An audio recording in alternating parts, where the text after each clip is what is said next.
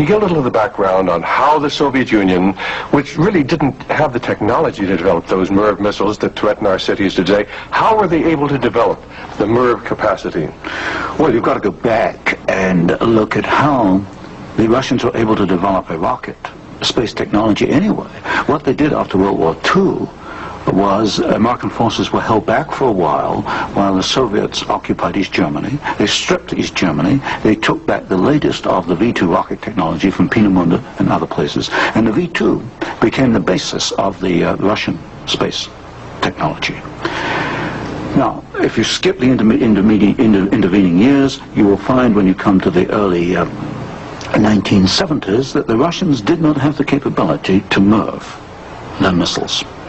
And in particular, they lacked the ability to produce the very precision, micro-miniature ball bearings that are needed for the control systems. There was only one company in the world, Bryant Chuck and Grinder, which could make the machinery, which machines the races within which these ball bearings run. And without those races, you just cannot make MIRV missiles in any quantity. You can make one off, but not in quantity. Bryant Chuck and Grinder was allowed to ship to the Soviet Union 45 of these machines at a time when we only had 33 in the United States. But wasn't there any objection to doing this? I objected at Miami Beach in 1972.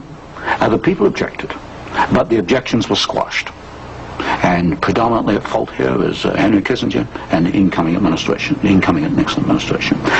This was known, I'm sure it was known in DOD. If I knew it, then certainly DOD knew it. But the objections were squashed, and there was suppression of the information.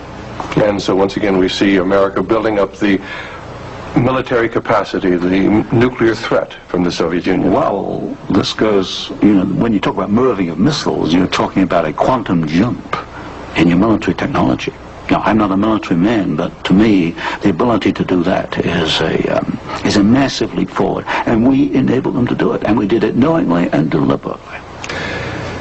During the Vietnamese War, the Soviet Union and the Eastern European satellites were the primary suppliers of war materials to the North Vietnamese who were killing American boys in South Vietnam. Would you comment on our aid and trade with the Soviet Union and with the Eastern European satellites during that period of time? Well, there's no question that the Soviets were the prime suppliers of military equipment and suppliers to the North Vietnamese. Let me give you an example. The American pilots, as they flew over the Ho Chi Minh Trail, described the trucks that they were seeing as American trucks. Well, they were American trucks because they came from the Gorky plant, and Gorky was built by Henry Ford. And so you have the situation where we were in effect supplying both sides in the Vietnamese War.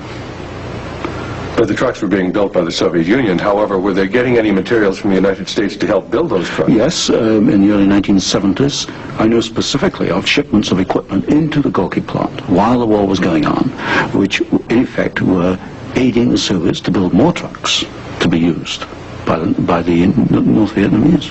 How about loans? Was America extending loans to the Soviet Union during this period when they were the primary financiers of the North Vietnamese? Yes, beginning about 1970, there was a massive grant of loans to the Soviet Union. I'd say by about 1976 it must have totaled perhaps $40 billion outstanding.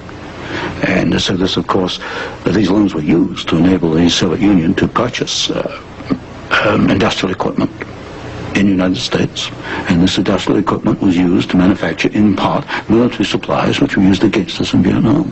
How about Russian shipping that was being used to ferry supplies to North Vietnam? Shipping is a very interesting example because the Soviets published a shipping register, about 6,000 ships, and I analyzed every one of these ships, both the origin of the technology of the ship itself, the hull, and the engine. Most of them are marine diesel engines.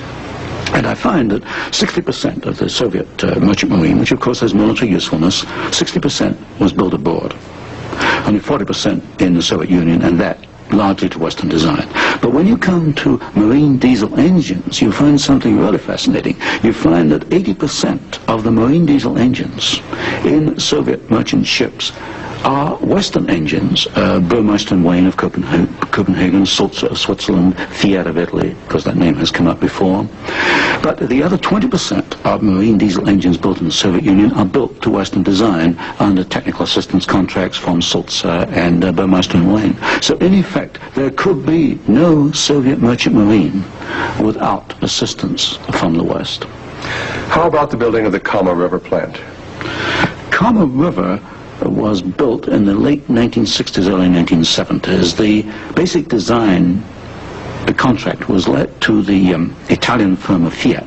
Giovanni Agnelli is the chairman of the board. And this is important because Agnelli is tied in with Chase Manhattan Bank. He's on the International Advisory Committee of Chase Manhattan.